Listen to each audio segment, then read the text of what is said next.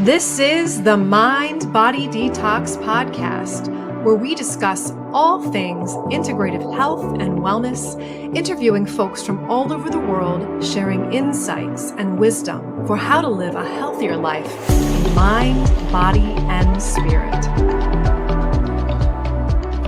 Welcome back, everyone, to the Mind Body Detox Podcast. I'm your host, Mind Body Medium, Kara Lovehart, and we're continuing our Energy Mastery series here, and we're talking about the Sacral Center today. So if you haven't listened to the past episodes, we covered first the heart center, our place of our true divine essence. We are being, just who we be, I should say. We moved into the solar plexus at that next episode, and we talked about our divine doing, coming from that place of doing what we're here to do. And then we talked about the throat center last time, which was about expressing that aspect of ourselves authentically. And I love to explain the chakras from this perspective and the energy centers from this perspective, because like I said, the first episode, the heart center is our center. It is our divine essence. Love is really the unifying field for all things. And that's why I think that heart center is a beautiful place and a beautiful starting point as we unfold and go through the energy centers together. Now, when we talked about the throat center, I want us to, before we move into the sacral center, to think about when we're a child, right? And we're developing and we're just this big, bright, shining light. Babies are big bundles of joy. They're just love incarnate.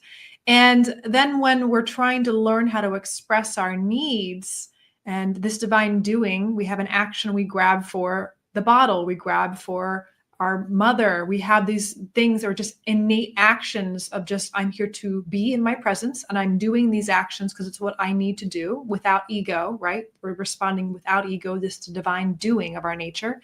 And then we move into expression, right? We have this initial expression of crying, of calling out, of learning how to emote through sound, through our voice. And we don't know what that means when we're a child. We're just expressing, right? We're either whining or laughing or cooing or whatever we're doing. And it's just this innate expression of our authentic self. Now, as we grow and we learn, we start to then see that we are a separate entity from our parents. This is where separation anxiety starts to come into play. And that's why a lot of times many of us, when we're children, get a stuffed animal or something to take place of that parental figure to create this thing we can be attached to in the interim until we develop fully our energy field to be in a separate space. If we, of course, develop in a healthy environment that we can create a healthy detachment from our parents. But in the meantime, we develop this awareness of other, the person or things around us, right? We start to understand as we develop that there are things separate from us, especially people. It does include objects.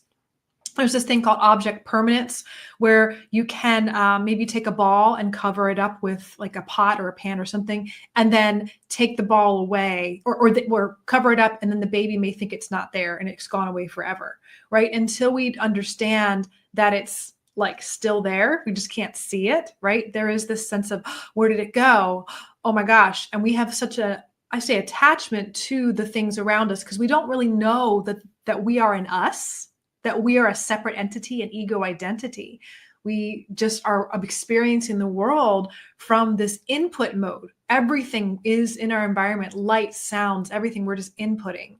And we start to then, over time, see that there is a separation between us and others. We have to learn to play with others, communicate with others, understand that something that's not ours or something that we have that's a toy, we are sharing that. So in this unfolding of our energy understanding, we go from this innate authentic expression of ourselves, right, to understanding that we can express authentically from the heart, hopefully, as we learn and grow to be balanced, right? We express to others to create an interaction, a back and forth flow. So that word flow is a key word here for the sacral energy center because it is about flow. It is ruled by the water element. This is where emotion comes from. And emotions drive a lot of our expression. So what's very fascinating here is we'll talk about thinking about how the energy field also develops from a neurological perspective. So what I love is embryologically, if we think about when we were in fetal position, like the embryonic development.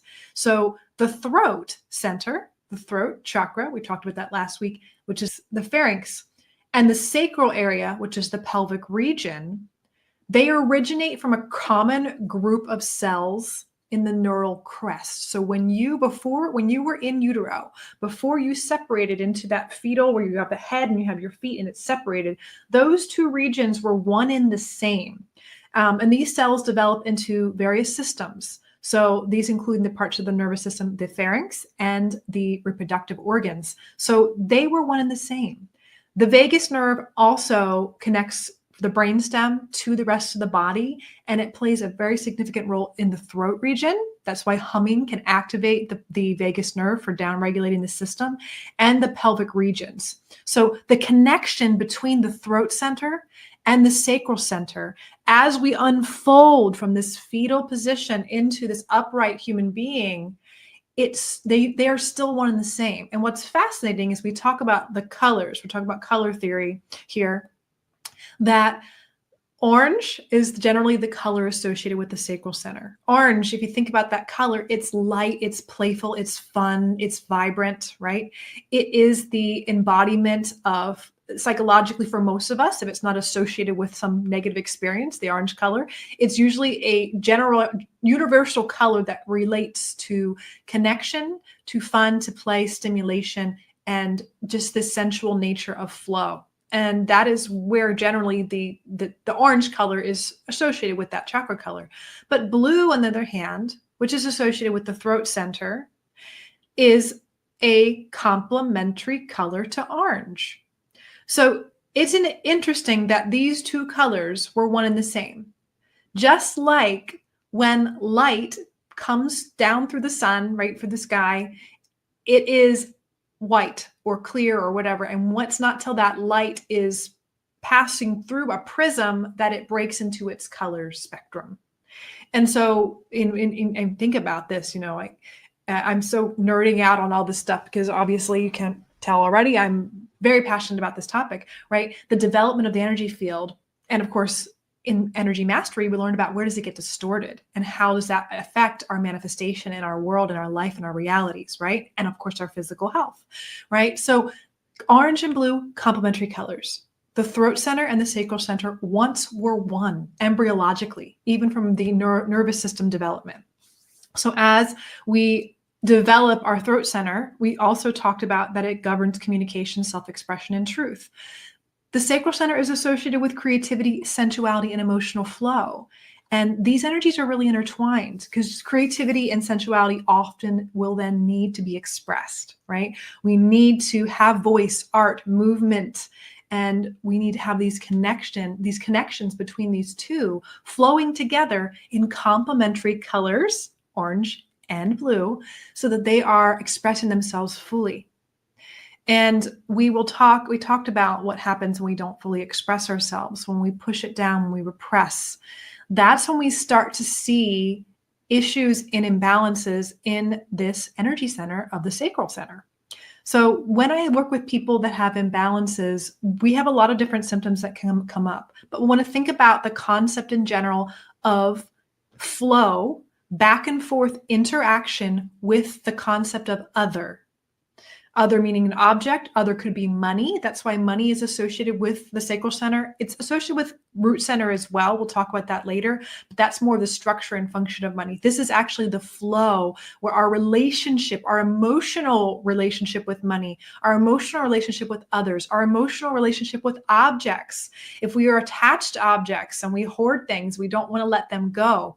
It is this rigid connection or flow and allowing things to go back and forth in our back and forth interaction, flow between us and other person, us, other object or circumstances. So when we have a disruption in that flow, whether it's from maybe abandonment, betrayal, rejection, loss, whatever it is when it comes to the emotional component of creating this expression of not feeling contented, that is when we start to see distortions in the sacral center. Now, when we have loss, sadness, depression, grief, heartbreak, that's more the heart center, and that still is emotion. But the energy center for sacral is more of the holding on to loss, betrayal, grief, abandonment, issues in relationships, fighting, things that could come up through the solar plexus as well, where we have anger, frustrations we hold on to. But then it starts to pull all of these emotions unexpressed, and that just get either too big, where we're always expressing emotions. There's too much drama, too much water. Since I talk about the water element, water is associated with emotions. So there's too much of that sacral energy, or it's repressed and shut down. There's not enough. And these also are associated with sex and sexuality, because sexuality is the innate primal expression of me in relationship to other in a very intimate, sensual way, because the sensual nature of life is also connected to this center. It is fun, it is play, it is connecting with the five senses, it's dance, it's movement, it's sex, it's food, it's joy. And especially in connection, relationship with other, whether it's you dancing by yourself, enjoying the relationship to other music, or you creating art and relationship to other, your pencil, your pen, your paintbrush on the canvas, or you in relationship in a sexual nature with someone, or in a friendship with someone, or a relationship with a spouse, or even a parent. It is this back and forth flow we have. Now, when we're feeling a sense of discontentment in this area, whether it's in the concept of relationship with other, and we're not able to express it through our voice, through our throat, to get it out, maybe even thinking about it and listening to ourselves to figure out where this discontentment is coming from, we can feel disconnected, alone, lonely. We can feel a sense of needing to fill a void within ourselves. And if we don't have that void filled, we could fill it with addictions of any nature. So the sacral center is usually something I see wildly out of proportion or shut down in people when they have expressions or symptoms of addiction behavior or addictive types behavior in their life. So it could be alcohol, it could be heavy drugs, but let's even think of smaller things such as needing a substance to maintain a sense of satisfaction. Not, hey, I want to have a piece of cake every once in a while, but like I need caffeine, I need sugar, I need some sort of stimulant, I need to shop, I need, even when people have pornography addictions, even addictions to drama, having this need to have this excitement in their journey, in their life, and creating unconsciously or consciously drama in the world, in your reality. Versus maybe a healthy outlet for that would be watching soap operas, right? Or having some sort of if you really are that person that gets a rise and love out of the excitement of drama, there's nothing wrong with it, right? It's more so when it turns up in a way that's destructive to our life, it starts to create these issues in the sacral center. Now let's talk about the sacral center is of course associated and oriented in our pelvic area. So associated with the pelvic region, the sexual organs, the bladder, the hips, the sacrum, the whole lower back area. And in general, when we have imbalances, we can see any particular physical symptoms start to maybe creep up in these areas. So even if you have issues with creativity, in over expression of your creativity, or you're unable to birth an idea. Now, this doesn't matter if you're female and have female organs to physically birth a child, but the idea of birthing an idea, making it come to fruition, making it have its physical form and it's completed, that can be something that can be a block in the sacral center. If we have the inability to have emotional balance, or we don't know how to have emotional regulation within ourselves, those are, of course, things we learn over time, right? Think about the child that's learned to express itself and is starting to see other, right? And learning to share, and in going through the frustrations and the emotional turmoil of, I don't want to share my toys, and being attached to a toy or an outcome or a person, right? These are sacral center processing The terrible twos are more the solar plexus, the frustration and this and that, but we still have this intertwining with our development psychologically of letting go of things, of how do we interact, how do we share, how do we get along with others, how do we express ourselves. And of course, this learning goes on and on throughout our entire lifetime, right? It's not something that we're just done. We are still learning. So also, one of the things that's also associated with this center is the kidneys, because of the water element. And I do also lump the kidneys into the solar plexus as well, more so the adrenal glands that sit on top of the kidneys, because that's where we have our cortisol that gets pushed out, where we're trying to push ourselves and create more energy. But kidneys and the flow of the water releasing, letting things go, especially in relationships, can be associated with this. I find it very fascinating when I meet individuals who have a lot of unresolved relationship stressors. And specifically, if they have feelings of being ticked off, or we even use the expression pissed off, I find it interesting that they tend to have a little bit more occurrences of UTIs, bladder infections. And I think it's interesting because that's the area which potentially would be inflamed from a mind-body perspective. It's just an interesting correlation that I find very curious. And also, we want to think about emotional balance.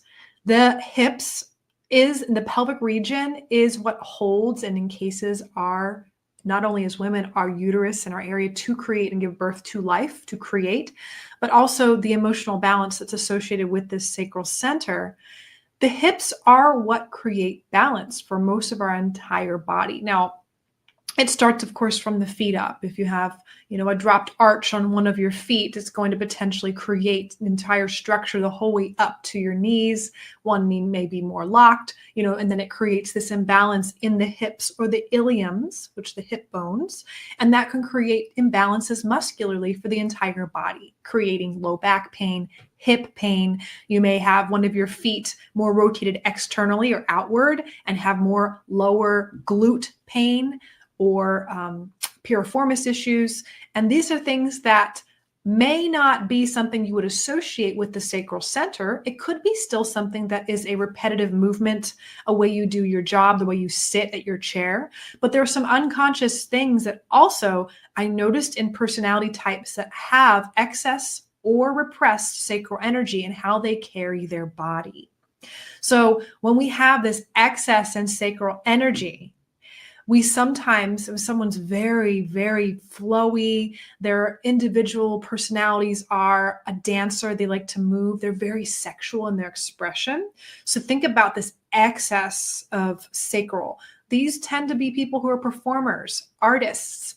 They have a lot of creative energy. And if that creative energy is in excess and not being expressed in a healthy way, and it's maybe they're utilizing substances or they have addictive behaviors, or they're just not able to balance that center with the other centers in their body, there tends to be more of a dropping of the sacral or the lower abdomen area. It's almost like they're pushing out their sacral energy. Just like I explained in the body types of the solar plexus energy, this sort of excess protuberance of the stomach area right above around the navel area, almost if someone's trying to overexpress and push out that solar plexus energy to make things happen, to force it, to be in control, right?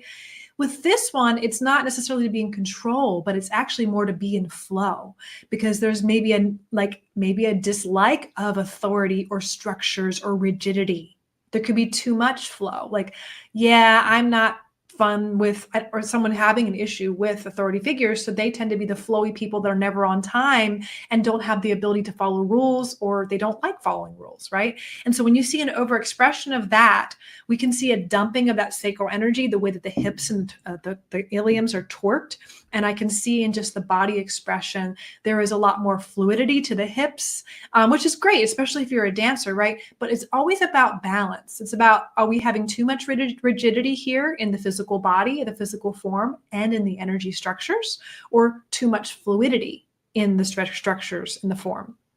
So in a balanced nature, we want to see this ability to emotionally express yourself, to be able to create and manifest what it is you're looking to create in this world. be able to have pleasure and feel contentment in the pleasures you experience, whether those pleasures are sexual or 5 sense in nature, just a sensual pleasure of enjoying food, not just eating to eat, but enjoying the food, enjoying the textures, enjoying the clothing you're wearing, colors, vibrancy.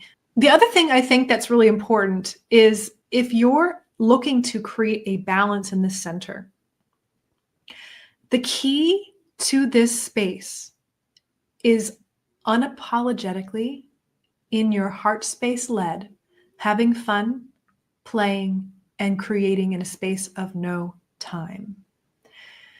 This is embracing the physical and non-physical, energetic and sensual pleasures of the world. This is where we lose sense of our quote unquote desires, right? We just are being in that space and feeling and loving it. Everything is just vibrant and we're experiencing that. Think about the color orange, right? Again, that vibrant color. We are then in a space of contentment, which is in a space of presence. But it may be a little bit more of a heightened space of presence because we could have a heart-centered, compassionate, still, calm presence. Or we could have a little bit more vibrant, pumped up, fun, energetic, joyful presence. And of course, combining those two together is great. But that is the key to creating balance in this energy center from a mental perspective. Now, if we are working with the imbalances that can happen, like this could be bladder infections, UTIs, sacral issues, low back pain, hip pain, hormone imbalances, right? And any chronic issue around that area. And if those physical issues then are not resolved, it starts to get poured more rigid, more solidified in. And it's harder then when it's a physical issue to utilize methods such as mindset, maybe more spiritual-based healing methods, holistic tools, and even diet and exercise or movement or even body work to release rigidity in the tissues in the energy field because it has maybe created a tumor, some sort of growth, some sort of distortion in the cells or the cell's energy field itself, so that they have created a, cancer cells in the extreme. And that of course can be genetic factors too. There's so many factors to this. So just to be clear, I'm not here to say that everything energetically is potentially why you have a distortion in your field and it's all thought, because there are things that are passed down to us epigenetically, and those things are whole another topic that I can nerd out about on another day. So for me as a mind body medium, when I am in the presence of someone's energy field and I kind of pick up their song, so to speak, and it's interesting because if there's a solidified physical structure that's become manifest, that's distorted, some sort of issue, some sort of, we call it a disease, we have these symptoms that we label as some sort of diagnosis, right? And when we have those, that actually is almost like a particular chord in that song that's playing on a record loop. Like it's just going to stay there. It's rigid, it's set. And sometimes we can't change that with the mind-body perspective or mind-body approaches. And that's where medicine. So we do natural first, medication second, and surgery last. Like that is my method at least. And sometimes surgery needs to come in emergency situations, like appendix need to be removed, right? But in the circumstances when the energy is distorted for a long period of time and your musical song is changed and solidified, it is really hard to change that particular energetic field without changing or removing the organ, the initial chord that's very loud in your song that's continuing to create this ripple effect in your whole energy field. It's creating, like I said, a broken record on repeat, on repeat, on repeat. Also, I wanted to share a little bit more about some tools that we can work with this particular energy center. So one thing is working with unresolved shame, especially around shame around things that we are ingesting in nature, addictions. That can be a shame feeds addictions.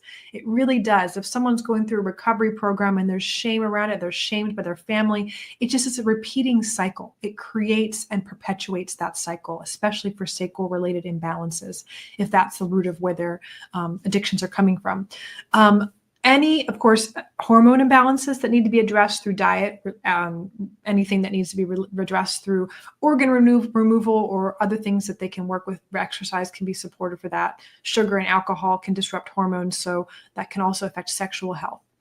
Emotional overwhelm, learning emotional regulation techniques, looking at the root cause of any depression or lack of pleasure in your life, or the inability to create or express your creativity if it's blocked, or if you have this overexpression of it and maybe you have a lot of ideas and it's very scattered and it comes out in all the places, but it never actually comes into fruition. Maybe you have a huge book of ideas, but it's really hard for you to get any one of them to fully get created, or if you start the project and you don't finish it. So that can be an issue there too. If you have the inability to play or be flexible, maybe you're too rigid with things. It's hard for you to let go of people or items. Joy and play in the nature of balancing this energy center, of course, boosts serotonin levels. It improves our emotional health and resilience. And the emotional flexibility versus rigidity helps with our creativity and helps with our stress response. Of course, there are many different types of practices that I talk about in our Mind Body Detox program to support it. But I think releasing shame, working on addictions, and working on finding contentment through play and joy and expressing your creativity are the main things that I always say when there's a sacral imbalance. Also, I wanted to share the practices of humming, singing, chanting, expressing. Even though those are throat and throat chakra based things, that humming is also very connected in with our expression of pleasure.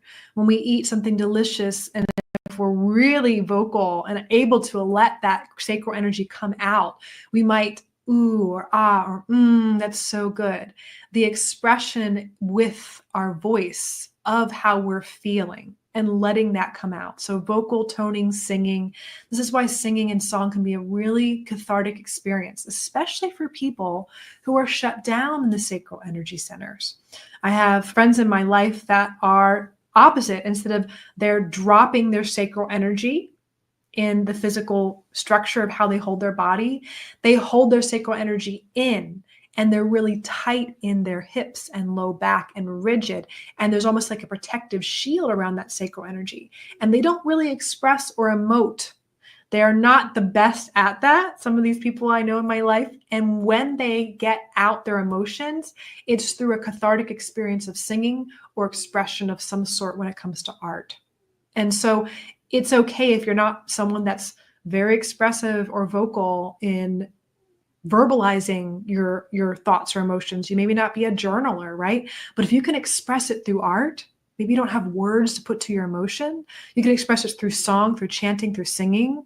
That is very helpful in moving that energy and getting it stirred up to be released. And that's, again, where that throat center and the sacral center from the Chinese folded man, that fetal embryonic origination, those are still connected, and they're communicating back and forth still through the vagus nerve, through that humming. And it's just a really beautiful, beautiful thing. Also, if you have trauma, sexual trauma of any sort, that is really important to get worked with a therapist of some sort, someone you feel safe with, because that can be something that can manifest, of course, up in relationships, and that feeling safe to express that energy sexually. The only other thing I would share is that this center, I think, is something that I'm concerned about in our culture with its imbalance in the long term. I'm concerned with fertility issues. I'm concerned with our ability to create. Of course, with AI, we have the possibility to use that tool to help us create further, or to then offload our potential creativity and have AI create everything for us. So it depends on how you're using the tool, if you do use AI in your life. I'm concerned a little bit with our depression, our state of our mental health, of course, at large with our culture and worldwide, and discontentment, always needing to have things, our quick, fast-paced culture of used to get it now, yesterday, and now we want something now, new, other, the next thing. There's this continual feeding or needing to feed more experiences, and we're continually feeling a perpetual state of discontentment. And it's not creating a safe space for sacral energy to flow. We don't have the ability to express our emotions. Sometimes that over emotional state is seen as bad, or that you should control your emotions, or because of the excessive expression of uncontrollable emotions, when we have issues that are just emotional dysregulation, we're not able to do it. There's shame around that. We've been shamed for crying in a place we quote unquote shouldn't have cried, or expressed anger, or whatever it is. It's this need to find healthy outlets. And our culture is I feel like our culture is afraid of the power of our creativity, the power of our emotion, the power of vulnerability, the power of expression, the power of sexuality. We have this block in this area that I'm concerned about, the fertility issues, like physiological issues that manifest over time. And of course, this is a very complex topic, right? Issues in our water, toxicity issues that are wreaking havoc on the organs of reproduction for our whole entire planet. That's affecting our ability to make more life. And not only making life human forms of making babies, but just also just creating in general.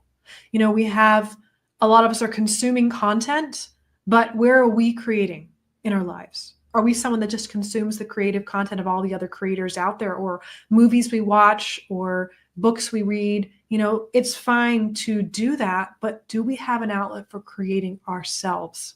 And it may not look like painting or singing. It may look like decorating your house, or it may look like your creative efforts is organizing. That's a creative aspect too. It doesn't always have to look like what we think creativity is. But I'm concerned with our creativity being hijacked. I'm concerned with humanity's impotence and issues with sexual expression. I'm concerned with the nature in which sex is also being expressed out in these spaces for young children and young adults to have this distortion of what sexuality looks like. So I just think in general, we have a lot of distortions in this area.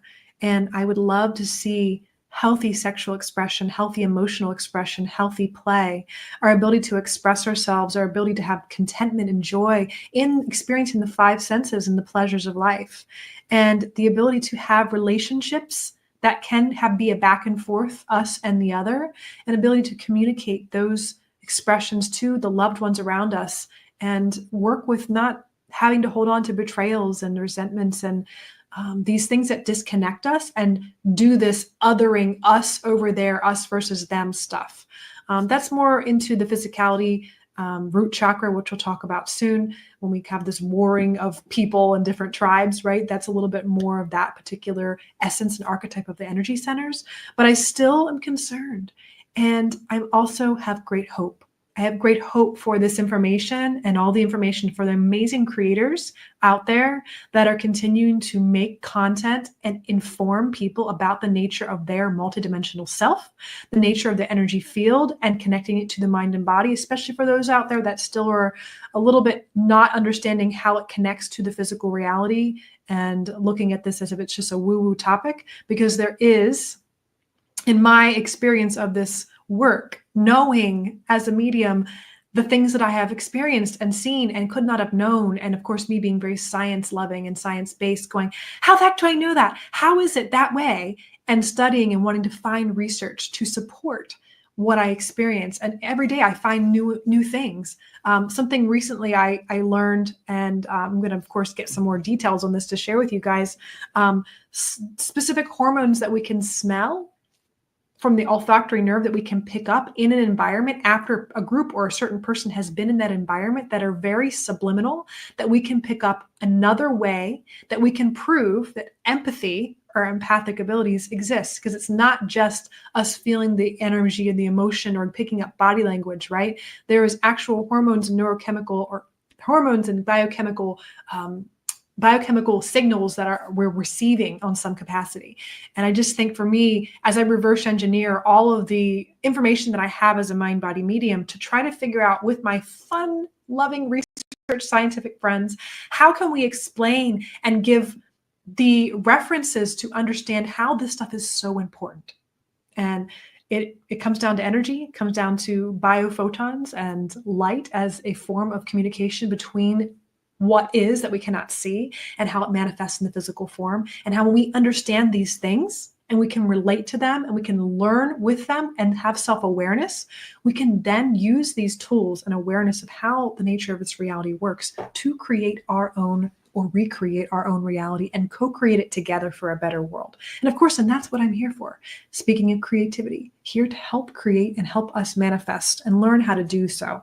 Because I think that that's one of my big passions. How do we learn to create and create in a conscious way? So this awareness series with the Mind Body Mastery will continue next week, and we'll talk about the third eye chakra. So again, thank you guys so much for listening, and be well until next time, my friends. Thank you for listening to the Mind Body Detox Podcast. If you love this podcast, share it with others and leave us a review. Your reviews help us more than you know and supports us continuing to make episodes and being heard from all over the world. You can also follow the link in our show notes to submit a topic that you would like to hear on the show.